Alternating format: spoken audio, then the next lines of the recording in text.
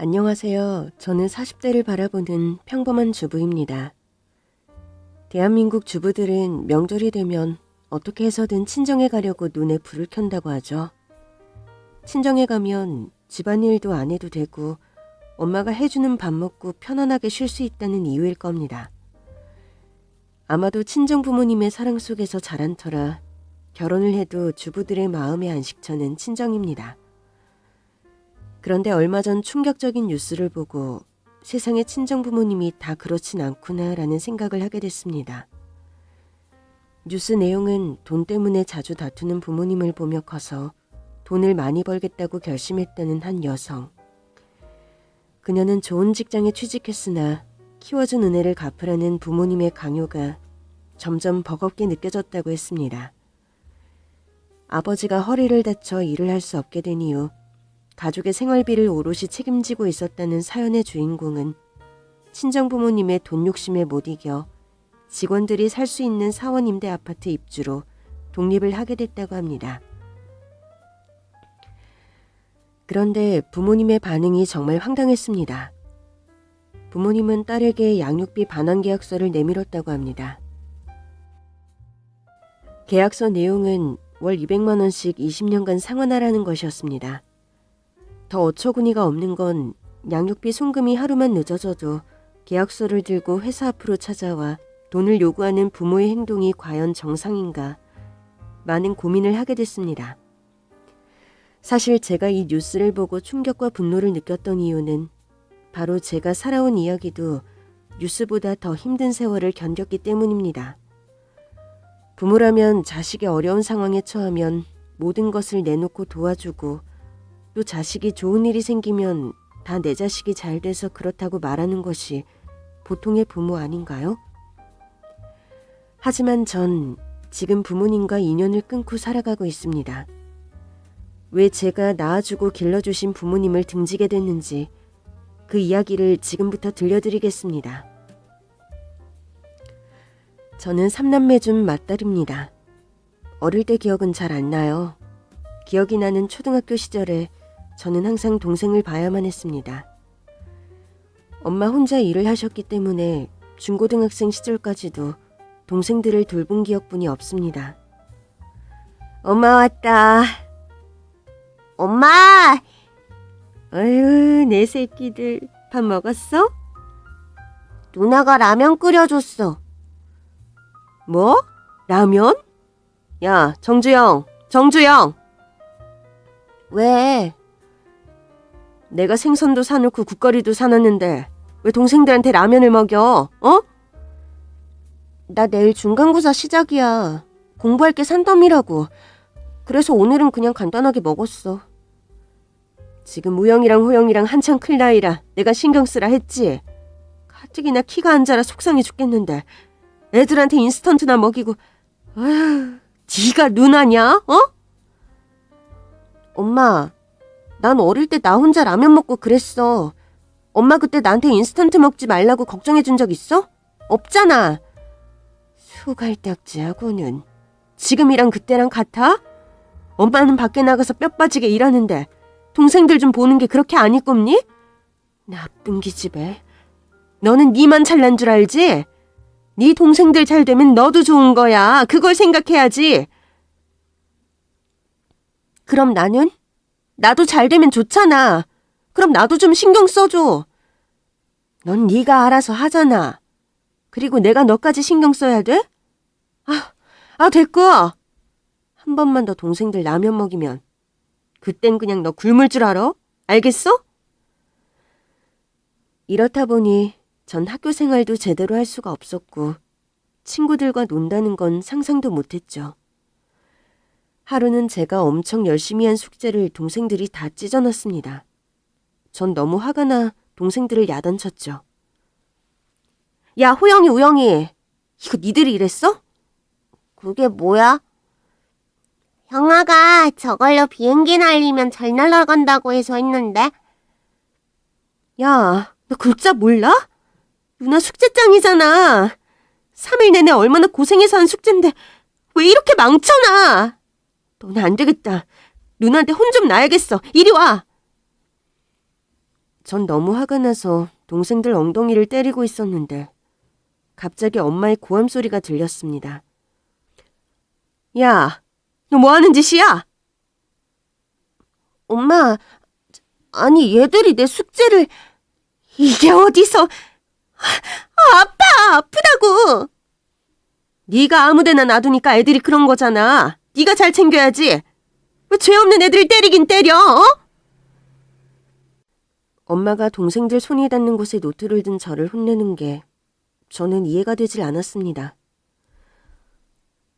엄마, 내가 쟤들 숙제 망쳐놔도 동생들 때릴 거야? 인연이 진짜... 누나라면 당연히 동생들 보는 게 맞는 거지. 이건 허구한 날 동생들 못 잡아먹어 산다리네. 아휴, 내가 너 낳고 미역국 먹은 걸 다 토하고 싶다. 낳아주고 길러주니 부모한테 악담이나 퍼붓고 처년을 내가 잘못 키웠어. 잘못 키웠어. 휴. 제가 누나이기 때문에 항상 모든 잘못은 저에게 있었죠. 7살 차이 나는 동생들이지만 거짓말 조금 보태서 저도 어린데 동생들은 거의 제가 키운 거나 다름없었습니다. 엄마에게 불만도 표출해보고 엄마에게 사랑받기 위해 별의별 짓을 다 했지만 소용이 없었습니다. 제가 그렇게 말할 때마다 엄마는 저처럼 동생 돌보며 그땐 다 그렇게 살았다고 말했습니다. 하지만 제 주변 친구들은 다 그렇게 살지 않았습니다.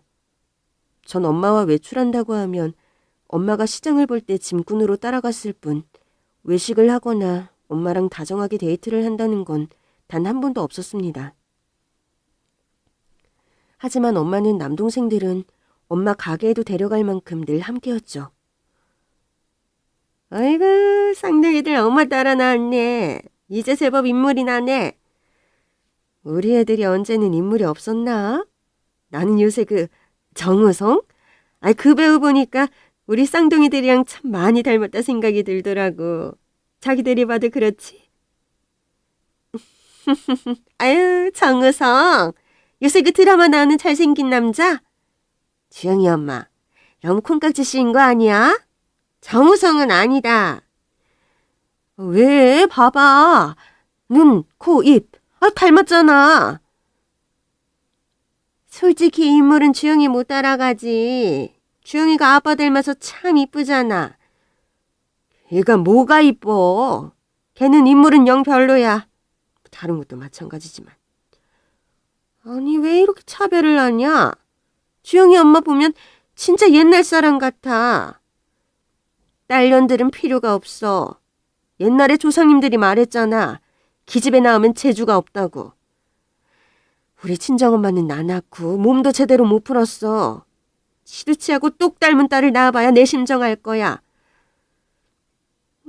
주영 아빠가 그렇게 된 게 주영이 때문이라고 자꾸 그러지 마. 걔가 뭔 잘못이야. 하여튼 내 딸이라도 걔는 그냥 정이 안 가. 나는 우리 쌍둥이들 보면 에너지가 팍팍 솟지. 그렇지, 우리 쌍둥이들. 에너지 팍팍. 하여튼 못 말려. 엄마 말을 들으면 전 태어날 때부터 잘못 태어난 아이 같았습니다. 엄마는 절 낳고 아버지 사업이 부도가 나고 아버지는 그 충격으로 만날 술로 지냈습니다. 그러다 저와 7살 차이가 나는 쌍둥이 남동생들을 낳고 엄마는 도저히 아버지를 감당할 수가 없어 알코올 중독 센터에 아버지를 맡기고 이혼 서류를 보내고 말았습니다. 남편의 부도와 알코올 중독, 그리고 이혼까지. 엄마는 이 모든 게 제가 태어나고 난 후 일어난 일이라 제가 무슨 저주받은 아이처럼 그렇게 대했습니다. 그러다 쌍둥이가 태어나고 그나마 엄마의 가게는 돈을 많이 벌게 됐고 엄마는 이 모든 게 쌍둥이들 덕분이라며 온 동네방네 자랑을 하고 다니는 게 엄마의 기쁨이었죠. 전 동생들이 크면 나에 대한 엄마의 차별이 좀 나아지겠지 하고 참았습니다. 시간이 흘러 동생들은 초등 고학년이 됐고 엄마의 가게는 날이 갈수록 장사가 잘 돼서 눈코 뜰 새 없이 바빴습니다.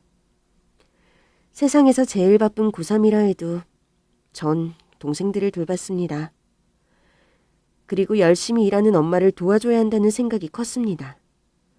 하지만 엄마는 언젠가부터 직원들에게 일을 맡기고 집에 있을 때도 많았습니다. 하지만 동생을 돌보는 일은 엄마가 일을 하든 안 하든 다 제 몫이었습니다.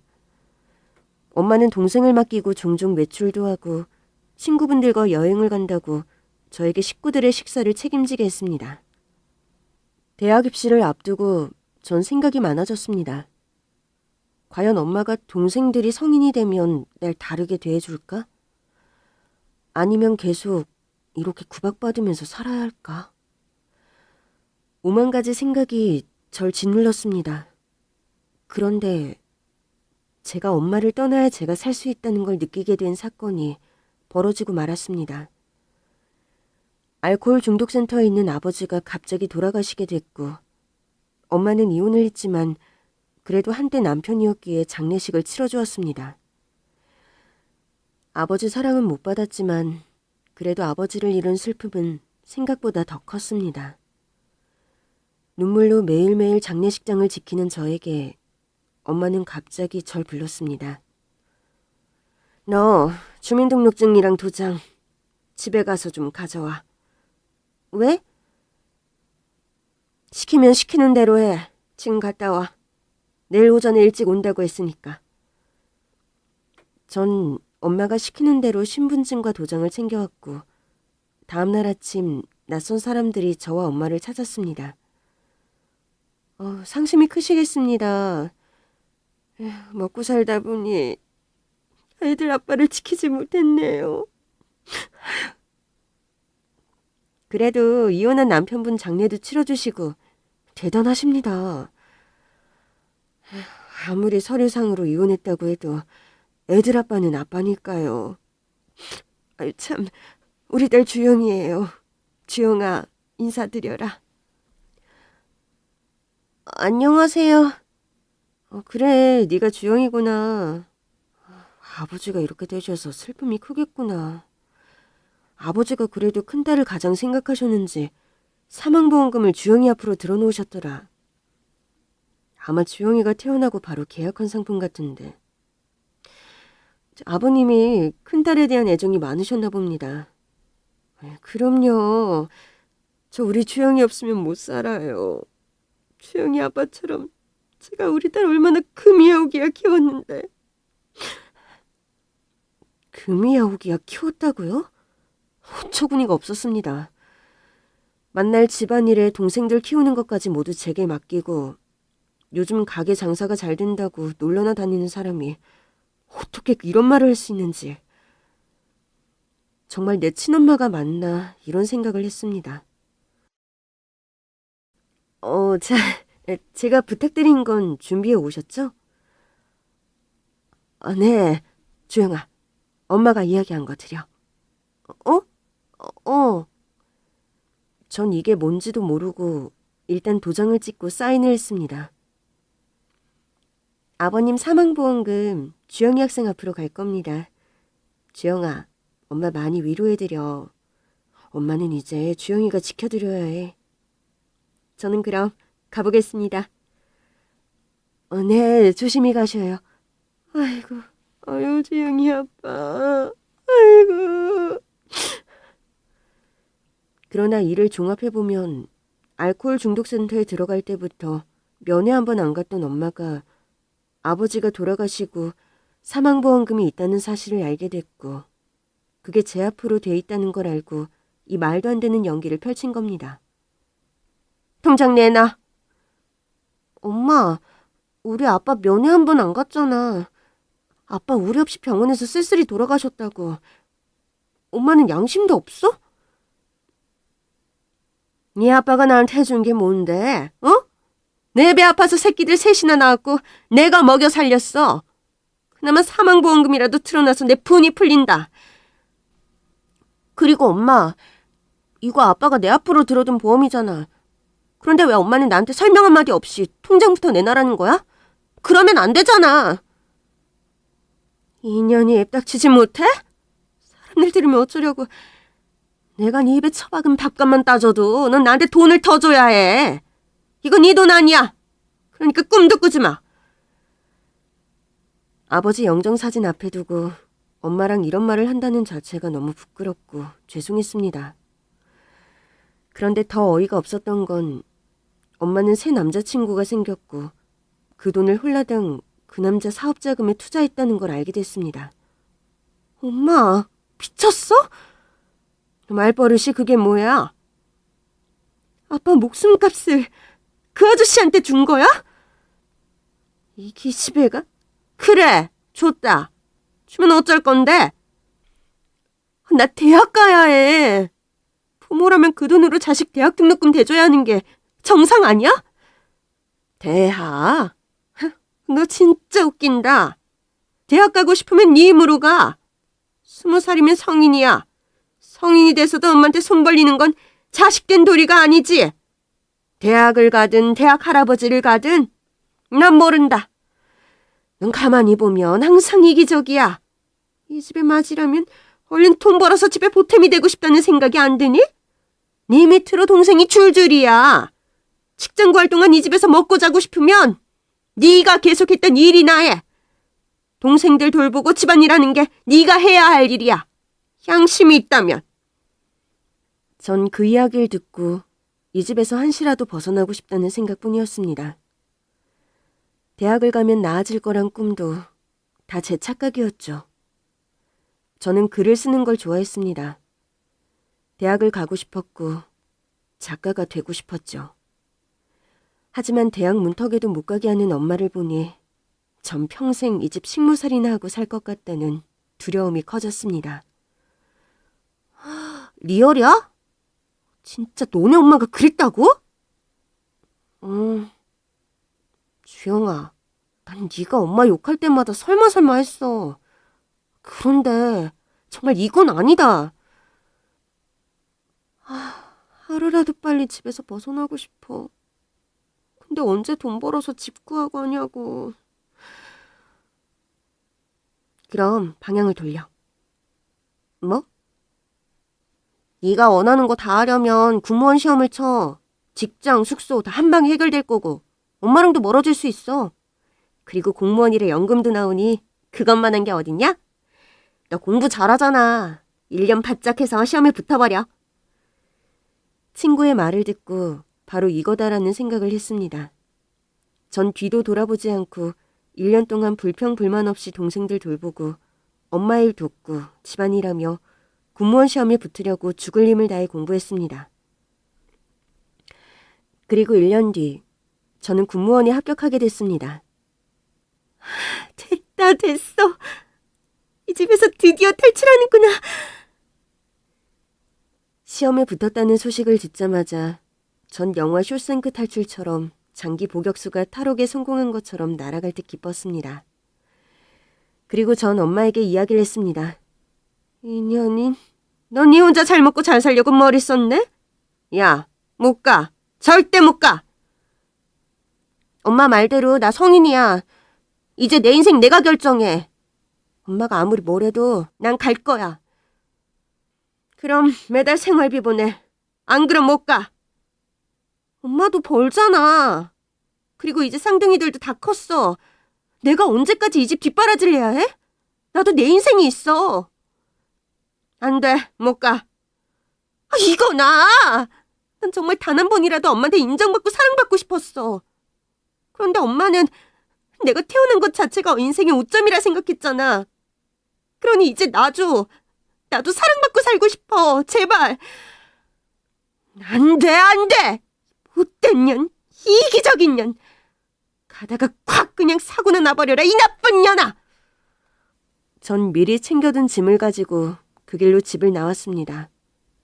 이제 드디어 제 인생을 살 수 있게 된다고 생각하니 기뻤습니다. 그리고 저는 공무원이 돼 사택에서 지내게 됐습니다. 쉬는 날이면 취미생활도 하고 사람들과 만나 수다도 떨고. 왜 전 이런 즐거움이 있는 줄도 모르고 살았을까요? 제가 없어도 엄마와 동생들은 잘 살 수 있는데 말이죠. 3년 후 저는 군대에서 사랑하는 남자를 만나게 되었습니다. 그와 저는 서로 좋아했지만 인생을 바라보는 방향이 달랐습니다. 왜냐면 결혼 이야기만 나오면 전 늘 선을 그어버렸기 때문이죠. 주영아, 제발. 나랑 살면 정말 너 행복하게 해줄 자신 있어, 응? 결혼해서 내 인생 복잡해지는 거 싫어. 그냥 우리 이렇게 엔조이 하자. 싫어. 너랑 결혼 안 하면 네가 어디론가 떠날 것 같아서 그래.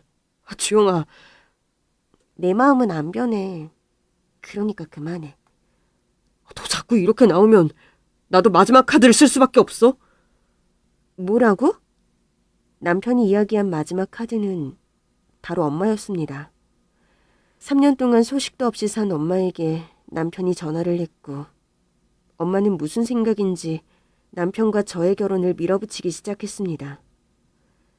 엄마는 남편을 만나자마자 제 직장으로 달려왔고 저는 할 수 없이 엄마와 원치 않는 상봉을 하게 되었죠. 그래, 네 동생들이랑 엄마 버리고 혼자 잘 먹고 잘 사니까 좋니? 응, 너무 좋아. 남자 하나는 잘 물었더라. 너랑 결혼하고 싶다고 얼마나 나한테 매달리던지. 나 결혼 안 해. 그러니까 그 사람이랑 나랑 엮지 마. 아니, 넌 결혼해야 해. 뭐? 둘이 벌면 우리한테 주는 생활비가 달라질 거 아니야. 왜 그 사람이 엄마한테 생활비를 줘야 하는데? 나도 이제 힘들어서 장사 못하겠어. 그러니 생활비네. 만약에 네가 결혼 안 하면 난 그놈을 내 딸 스토커로 신고할 거고 그놈이랑 너랑 인생을 완전히 조져놓을 거야. 미쳤어? 정말 돌았구나. 3년 만에 만나서 딸한테는 소리가 뭐? 도대체 나한테 왜 이러는 건데? 왜? 딸이니까 이러는 거지. 나 잘 먹고 잘 살자고 이러는 거야? 너도 시집 가면 좋잖아. 친정에 보탬도 되고. 그런데 그 집 재산은 좀 있다니? 엄마! 혼수 준비해야 하니까 계좌로 돈이나 붙여. 결혼식 날은 내가 알아서 정할 테니까. 엄마! 엄마! 엄마! 엄마는 예전보다 더 괴물이 되어 제 앞에 나타났습니다. 어떻게 해서든 절 통해 자신이 원하는 걸 얻어야만 했죠. 전 엄마가 한 말이 머리에서 떠나질 않았고 남자친구에게 제 어린 시절 이야기를 다 해야겠다고 마음을 먹었습니다. 우리 주영이 많이 힘들었겠다. 자기까지 다치게 하고 싶지 않아. 결혼하면 우리 엄마 어떻게 해서든 자기한테 손 벌릴 거고 그게 쌓이다 보면 경제적인 부분에서 절대 자유로워질 수가 없어. 장모님도 부모인데 어떻게 모른 척 할 수가 있어. 나 그럴 정도의 능력은 되니까 걱정 마. 그러니까 주영아, 나 믿고 우리 결혼하자. 내가 정말 잘할게. 네가 하고 싶은 거 다 하고 네가 원하는 것이 있으면 내가 지원해 줄게. 이제 장모님 딸이 아니라 내 아내가 되는 거야. 전 남자친구의 말에 마음이 녹았고 이 남자라면 절 지켜줄 수 있겠다는 생각이 들었습니다. 한편으론 제가 결혼을 하게 되면 엄마와의 거리를 더 둘 수 있지 않을까란 희망에 사랑과 안정을 위해 결혼을 했습니다. 결혼을 하고 나서 부모의 마음이 이런 거구나를 처음 느꼈습니다. 시어머니는 절 너무 예뻐해 주셨고 제가 뭘 하든 다 잘했다며 늘 용기를 주셨습니다. 전 그런 시어머니를 보면서 시어머니가 우리 엄마였으면 얼마나 좋았을까 생각했죠. 주영아, 이리 와봐. 네? 이거. 아니, 이거 반지잖아요. 내가 며느리 얻으면 주려고 금을 모아놨지. 다이아 세팅이 오래 걸려서 이제야 주네. 한번 껴봐. 어머님. 이 반지는 우리 시어머니가 나한테 주신 거야. 그리고 말씀하셨지. 내가 며느리를 보면 꼭 주라고. 그런 날이 올까 생각했는데 그날이 왔네. 어머님. 주영아, 네가 한 번씩 얼굴에 그늘이 질 때마다 엄마는 마음이 아프단다. 친정에 무슨 일이 있는지 궁금하지만 네가 말해줄 때까지 기다릴게.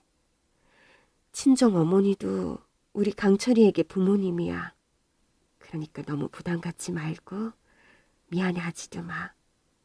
엄마 말 무슨 말인지 알겠지? 네.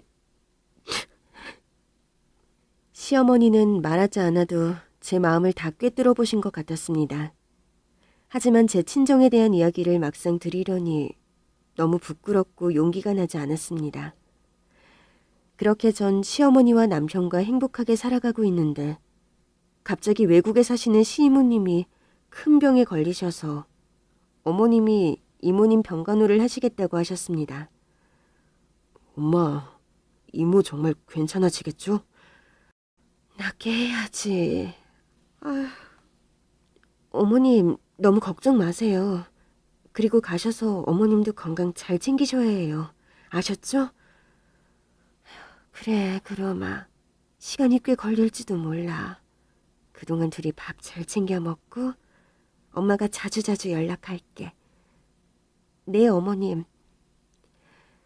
시어머니가 출국하시는 걸 배웅할 때 전 꼭 엄마를 잃은 아이처럼 마음이 불안했습니다. 무언가 큰일이 생길 것만 같은 그런 불안감 말이죠.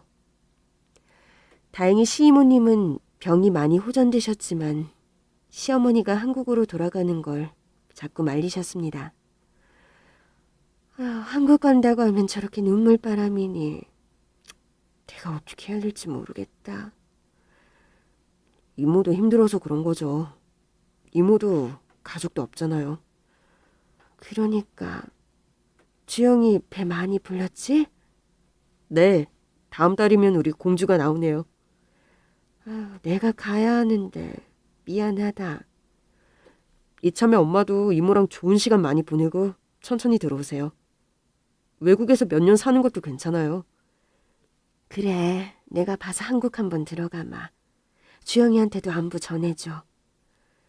시어머니는 1년이 지나도 오시질 못했고 전 건강한 딸을 출산했습니다. 시어머니가 외국을 가셨다는 소식을 듣고 엄마는 매일같이 남편에게 전화를 해 집이 이러니 뭐가 필요하다, 남동생 등록금이 모자란다 등등 저 대신 제 남편의 돈을 갈취했습니다. 하지만 마음 좋은 남편은 그런 엄마의 태도에도 싫은 내색 한번 하질 않았습니다. 그러던 어느 날 친정엄마에게 연락이 왔습니다. 전 또 뭐 때문에 이러는 건지 걱정부터 앞섰습니다. 너 집으로 좀 와라. 왜? 무슨 일이야? 와보면 알아. 2시까지 와. 도대체 무슨 말을 하려고 이러는 건지 궁금하기도 했고 괜히 모르는 척 했다가 더 큰일을 당할 것 같아서 친정으로 갔습니다. 너 직장 생활하면서 돈 얼마나 모았어? 갑자기 그걸 왜 물어본대? 한 5천 되나? 뭔 소리야? 쌍둥이 유학 보낼 거야. 그게 나랑 무슨 상관인데? 네가 누나니까 동생 잘 되는 게 그렇게 배 아프니? 그리고 너 일하면서 네 돈도 따로 있을 거 아니야? 동생 유학비 누나가 당연히 보태줄 수 있다고 생각합니다. 하지만 대학 들어간 쌍둥이들은 남편이 등록금도 대주었는데 감사하다는 말은커녕 한 달도 안 돼 그 돈을 유흥비로 다 써버렸습니다. 공부는 뒷전이고 만날 술에 여자에 흥청망청 돈을 쓰고 다니는 애한테 유학이라니 말도 안 되는 일이었죠. 공부만 어느 정도 하면 정부에서 유학 비용도 지원받을 수 있어. 유학 가고 싶으면 공부 열심히 해서 신청하고 가라고 해. 뭐? 공부 열심히 하라는 게 걔들한테 불가능한 일이긴 하지. 그럼 돈 빌려줄게. 대신 은행 이자처럼 나한테 이자까지 쳐서 갚아. 똥통에 넣어도 시원찮을 년. 형제 사이에 돈을 주는 게 아니라 빌려주는 것도 보기 안 좋은데 이자까지 따박따박 받는다고? 그럼 그 큰 돈을 공짜로 주라는 거야? 당연하지. 가족인데. 서로 빌려주고 갖고 그러는 거 아니야? 네 동생들 잘 되면 네가 좋은 거야. 알아, 이년아? 그것들이 잘 되지도 않았지만 그것들 때문에 내가 얼마나 힘들었는 줄 알아? 그래도 동생이라고 먹이고 키웠는데 이제 매형통까지 뜯어내도록 하다니. 그것들이 인간이야? 인간이냐고. 그리고 내 애도 아닌데 왜 내가 유학비를 내야 해?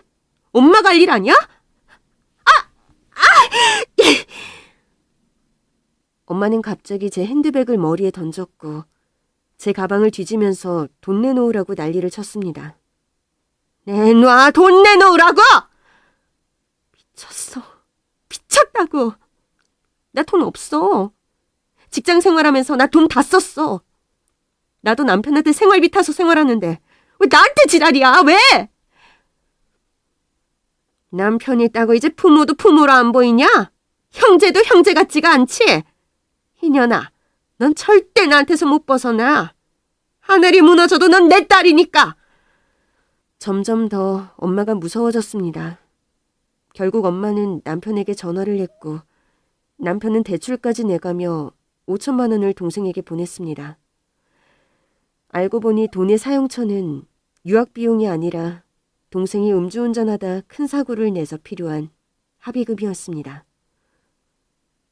여보, 미안해.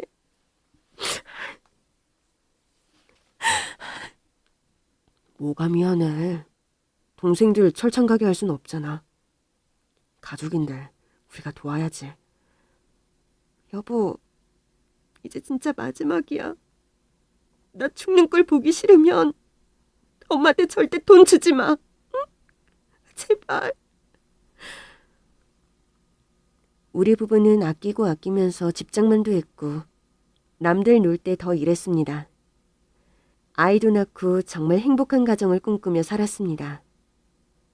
모아둔 돈은 친정엄마한테 다 주고 나서 저희 부부는 이제 정말 엄마에게 돈을 주지 말자고 약속했죠. 그런데 한동안 연락이 없던 엄마가 제게 연락이 왔습니다. 웬일이야? 돈 이야기 할 거면 나 없어. 인연이. 나 암이란다. 뭐라고? 나 암이라고. 전 그 이야기를 듣자마자 가슴이 철컹하고 내려앉았습니다. 엄마가 암이라니 도저히 믿을 수가 없었습니다. 심각하대? 병원 가봤어? 무슨 암인데? 그래.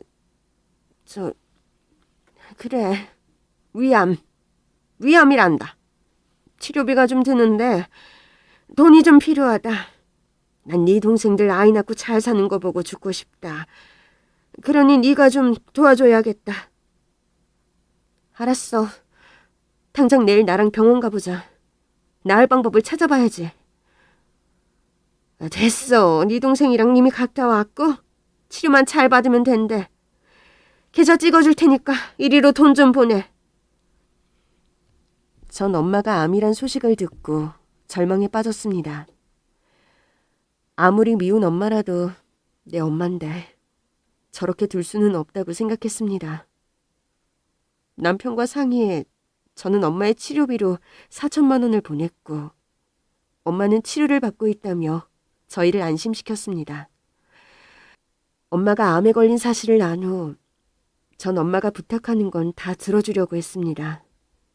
엄마도 저희가 먹고 살기 바쁜 걸 알았는지 이제는 돈 이야기보다는 다른 것들을 요구하기 시작했죠. 우영이 이사 간단다. 한 1,000만 원만 보내줘라. 주소방 진급했다며? 그럼 더 잘 됐네. 공무원이라 대출도 잘 되고. 계좌 문자로 보낼 테니까 보내줘. 우리 이제 진짜 돈 없어. 제발 이러지 마. 주소방 대출 낸 게 얼만 줄 알아? 그거 지금 갚는 것도 우리 버거워. 아이고, 내가 빨리 죽어야지. 죽어야지. 아이고. 알았어. 지금 가진 거 2천밖에 없어. 그거라도 보내줄게. 그리고 엄마, 미안한데 돈 아니면 뭐든지 할 테니까 제발 주서방 괴롭히지 마. 제발. 참네. 알았으니까 끊어. 결혼을 해도 전 엄마의 소나기에서 벗어날 수 없었습니다.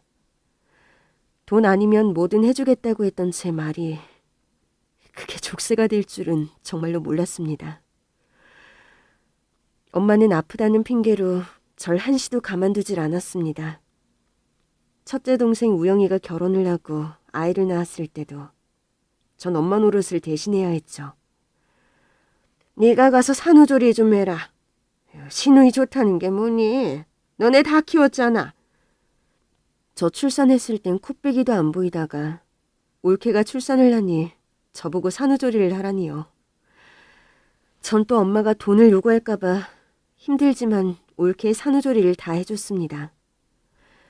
하지만 동생네 부부는 엄마가 절 이렇게 대하니 똑같이 절 무시하고 깔보는 일이 종종 있었습니다. 다른 친구들은 명절에 친정 가기 바빠서 한달음에 달려간다는데 저는 친정 가는 게 지옥 같았습니다. 며느리들은 배 두드리며 가만히 앉아있고 엄마는 모든 일들을 제게 시켰습니다.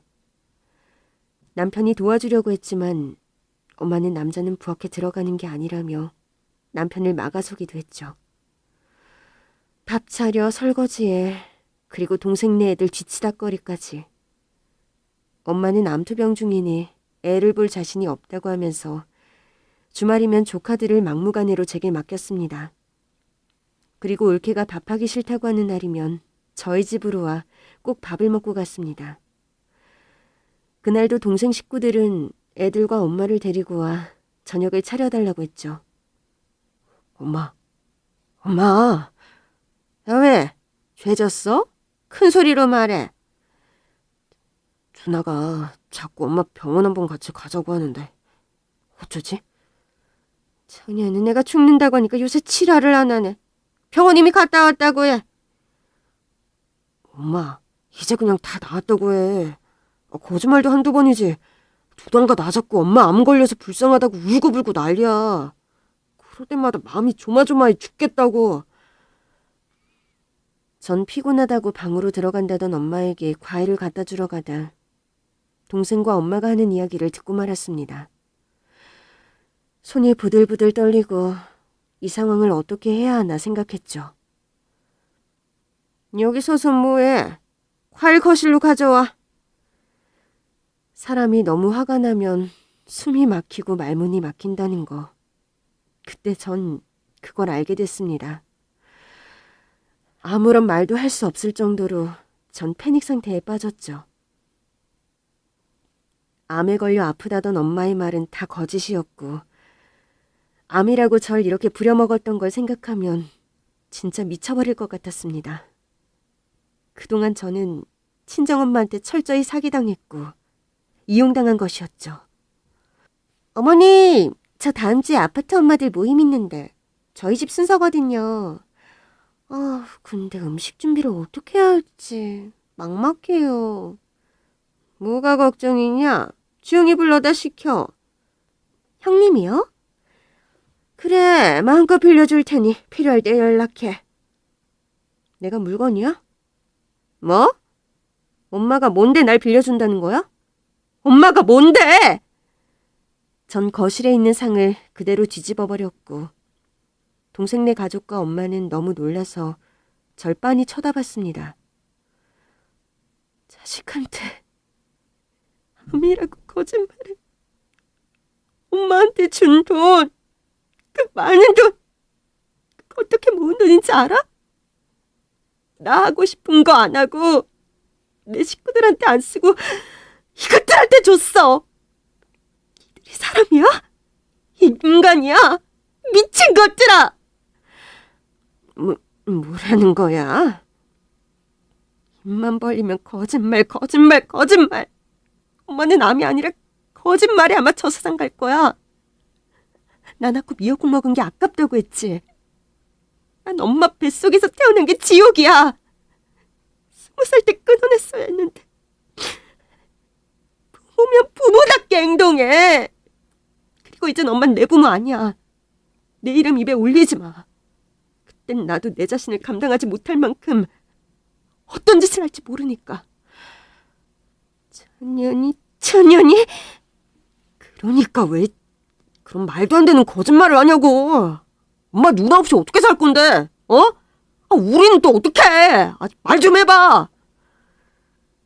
택시를 타고 집으로 가던 길, 전 너무 수치스럽고 괴로웠습니다.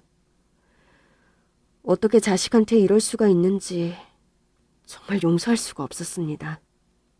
그때 외국에 계신 시어머니가 생각이 났습니다. 누군가와 당장 이야기하지 않으면 제가 무슨 짓을 할지 몰라 제 자신이 무서웠습니다. 여보세요? 헬로? 지영이니? 어머님.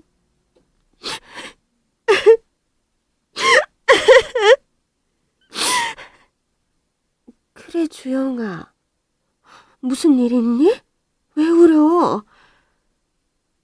어머님, 한국에 와주시면 안 돼요? 저 너무 힘들어요.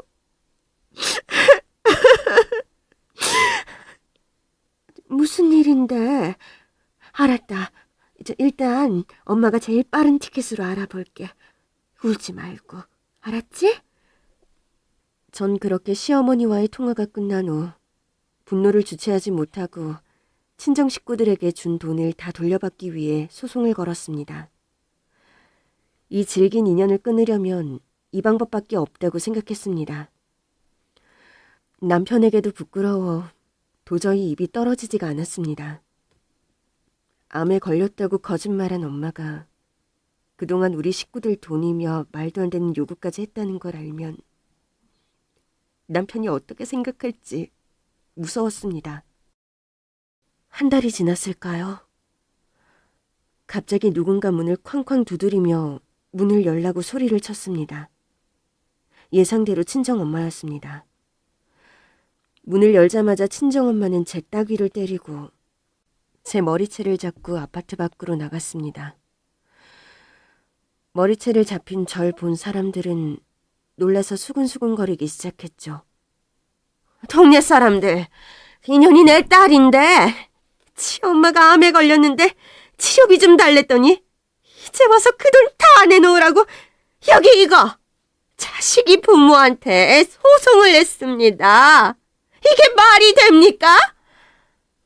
사람들은 친정엄마의 말을 듣자마자 절 따가운 눈초리로 보기 시작했고 전 그 자리에서 정말 심장이 멈춰서 이대로 영원히 깨지 않았으면 하는 마음이었습니다. 낳아주고 키워줬더니 자식한테 소송이나 당하고 아이고 내가 빨리 죽어야지. 아이고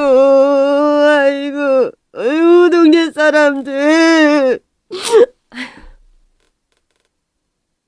그럼 얼른 저 세상 가시죠. 뭐? 사돈. 이승이 싫으면 저승 가셔야지. 내가 저승 가는 길 알려줄까요? 시어머니는 저와 통화 후 재빨리 한국으로 들어오셨고 제가 걱정이 돼 집으로 바로 오셨습니다.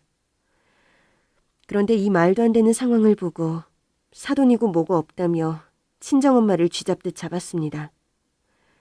시어머니는 아파트 분리수거에 가서 냉장고 박스를 가져오셨고 거기다 친정엄마를 넣고 테이프로 꽁꽁 싸맸습니다. 저 세상이 그리 궁금하면 미리 경험해보는 것도 괜찮죠. 사돈. 낳아주면 부모야? 어떻게 자기 딸한테 그런 거짓말을 하고 평생을 괴롭힐 수가 있어? 이건 사채업자도 아니고 완전히 악마야, 악마. 며느리도 자식이니 내 며느리 건드는 게 누구든 난 가만히 있지 않을 거야. 자, 사돈. 저 세상 입구가 보이십니까? 에? 아유, 빨리 꺼내줘. 아유, 답답해 죽겠어. 빨리 꺼내줘. 아직도 저승 입구가 안 보이나 보네.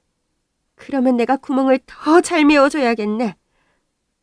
아유, 살려주세요. 아유, 살려주세요. 약속 하나 해. 앞으로 주영이 네 딸 아니야. 내 딸이야. 그러니까 연락도 하지 마. 평생 주영이 앞에 나타나지도 마. 알겠어? 네, 네, 사돈. 아유. 시어머니는 냉장고 박스에서 친정엄마를 꺼내주셨고 엄마는 땀범벅이 돼 길바닥에 그대로 누워버렸습니다. 사돈, 아직 할 말을 안 하신 것 같은데요? 네? 주영이한테 사과하셔야죠. 아니 그래도 내가 낳고 길러준 내 자식인데 또 다시 이 박스 안으로 들어가고 싶으세요? 아유, 아닙니다. 주영아, 엄마가 그동안 미안했다. 그냥 너한테 기대고 싶은 생각에 너무 많은 걸 너한테 바랬어. 엄마가 평생 속죄하며 살게. 그러니 이 못난 엄마를 용서해 다오. 응? 아유. 이제껏 엄마한테 들은 말 중 가장 따뜻한 말이었습니다. 엄마의 속마음은 어땠을지 몰라도 전 엄마의 말을 듣고 그동안의 서러움이 녹아내렸습니다. 그리고 시어머니는 그런 저를 안고 눈물을 흘리셨습니다. 아유, 얼마나 힘들었을까? 왜 나한테 미리 말하지 않았어? 응? 엄마가 네 이야기 듣고 얼마나 가슴이 아프던지 나한테 이야기를 했어야지. 죄송해요. 어머니께 말씀드리기 너무 죄송하고 부끄러워서. 부모 자식 간에 그런 게 어딨니? 부모는 죽을 때까지 자식을 품에 안고 사는 거란다. 부모한테는 자식이 어떤 짓을 해도 다 품어줄 가슴을 안고 태어난 사람들이야. 너도 이제 아이를 키워보면 알 거다. 엄마 마음을. 엄마는 바로 이런 사람이구나. 전 시어머니를 통해 알게 됐습니다. 시어머니 덕분에 저는 그날로 엄마와 동생들에게서 벗어날 수 있었습니다. 말 그대로 다 끊어냈습니다. 그래야 제가 살 것 같았거든요. 그 난리를 겪고 난 뒤 친정엄마는 소송장에 적힌 내용대로 그동안 제게 갈취해간 돈과 이자까지 갚는다고 약속했습니다. 그런데 예상치도 못한 반전이 일어났습니다. 엄마는 동생들에게 누나 돈을 갚아야 한다며 살던 집을 다 팔라고 요구를 했다는 것이었습니다. 누나, 이건 아니잖아. 엄마 제정신 아니야. 누나가 좀 말려봐. 우리 이 집 팔고 길바닥에 나 앉으라는 거야? 엄마는 너네들한테 그래도 돼. 뭐? 내가 엄마한테 빨대 꽂혔듯이 너희도 엄마 등에 빨대 꽂았잖아. 솔직히 말해서 그 집 네 돈으로 산 거 아니잖아. 내 말이 틀려? 누나, 나는 모르지만 너네는 엄마한테 잘해야 해. 그동안 받은 걸 생각한다면 말이야. 돈을 갚기 위해 결국 친정엄마는 제 돈으로 산 동생들의 집까지 팔았고 동생들과 친정엄마는 지금 20평도 안 되는 월세방에서 옹기종기 모여 산다고 하네요. 몇 년이 흐른 뒤 제 딸은 어느덧 초등학생이 됐고 저는 제 딸을 보면서 이런 생각을 하곤 합니다. 딸에서 엄마가 된 나는 딸에게 어떤 엄마여야 할까 하고 말이죠. 어려서부터 장녀라서 첫째라서 강요받던 삶에 익숙해져 놓쳐버린 세월들이 너무나 아깝지만 지금부터 그 세월을 잡는다는 마음으로 즐기며 열심히 살아가려 합니다. 저처럼 맞이라는 이유로 버거운 짐을 지고 있는 이 땅의 맞이들에게 한마디 하고 싶네요. 당신은 절대 가족의 소유물이 아니라는 걸 말이죠.